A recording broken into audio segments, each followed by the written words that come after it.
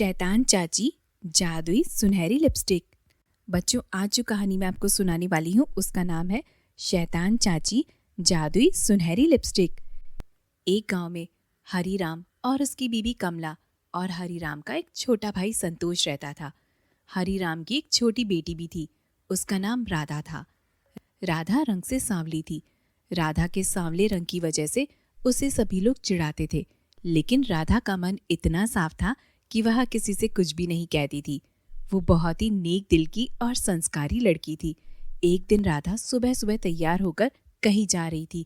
तभी राधा की मम्मी कमला उससे पूछती है, ओ बेटी, सुबह सुबह सज धज कर किधर जा रही हो? अरे हाँ मम्मी, मैं आपसे पूछने ही वाली थी। मेरी सहेली का जन्मदिन है तो उसने बुलाया है, बस उसी के पास जा रही हूँ। क्या मैं जा सकती हूँ? बेटी, जा तो सकती हो, लेकिन टाइम पर घर आ जाना।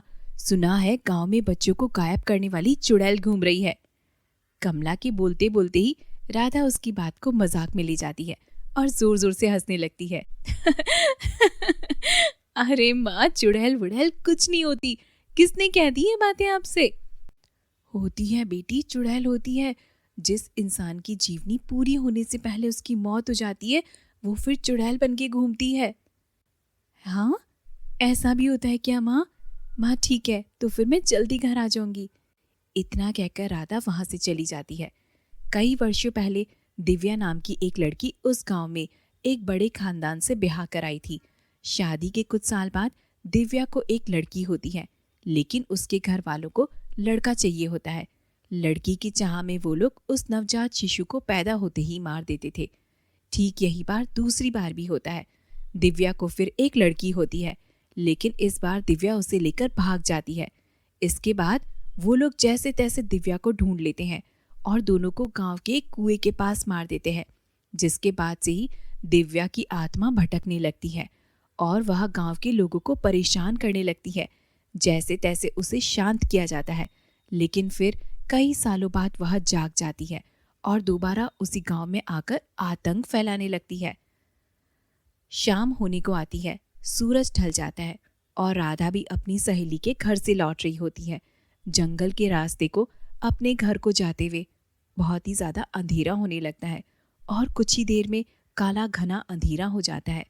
घर को जाते जाते काफी ज्यादा सुनसान और अंधेरा माहौल बन जाता है। तभी राधा अपने मन में सोचती है, हे भगवान, अंधेरा भी हो चुका है और ये जंगल, वीरान अकेला रास्ता।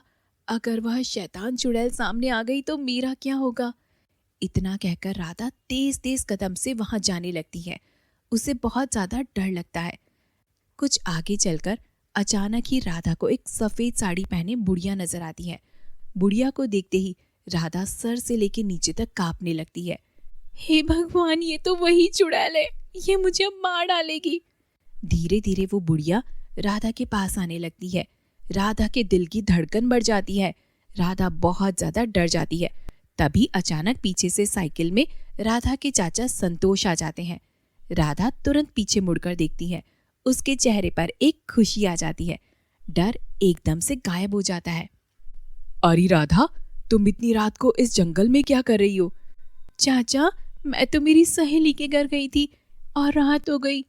इतना कहकर राधा उस बुढ़िया की तरफ देखती है तो वहां पर कोई नहीं होता और सफेद साड़ी वाली बुढ़िया गायब हो जाती है। राधा चौंक जाती है कि वह बुढ़िया गई तो गई कहाँ, लेकिन संतोष को तो कुछ भी नहीं बताती और साइकिल पर बैठकर सीधा घर चली जाती है। रात में राधा उसी बात के बारे में सोचती रहती है और उसे नींद नहीं आती। अगले दिन संतोष सुबह काम पर जाता है और शाम होते ही अपनी साइकिल से घर को लौटता है। आज उसे लौटते वक्त काफी रात हो चुकी होती है और जंगल का रास्ता भी काफी डरावना लग रहा था। धीरे धीरे साइकिल के पैडल मारते हुए संतोष घर को निकलता है। रास्ते पर उसे एक बहुत सुंदर सी लड़की नजर आती है, जो कि संतोष को रोककर उससे मदद मांगती है। रुकिए, रुकिए। जी बोलिए।